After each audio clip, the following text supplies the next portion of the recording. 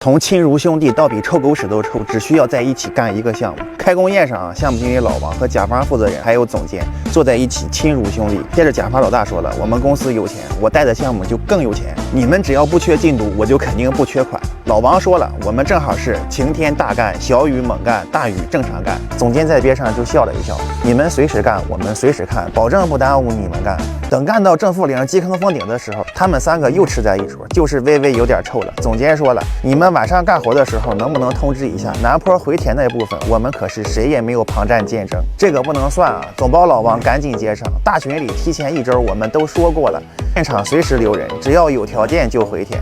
你没有照片，我这儿有啊，等我发给你。甲方老大表示，你们下雨的时候使劲干，但也不能瞎干呀！你给我签那么多雨天签证，公司都以为你掉海里的，别的地方是干旱，怎么就项目上下雨啊？老王住这儿吗？我可签不了。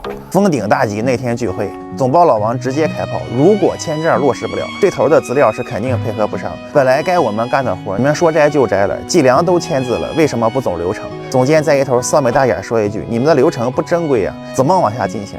甲方老大直接说了句：“这些事你别和我说，和公司法务说，法务卡着，谁也没有办法。”一个项目从开工到完工，让这3个人从亲如兄弟到比臭狗屎都臭，真的是先开标后开工再开庭。我就问你行不行？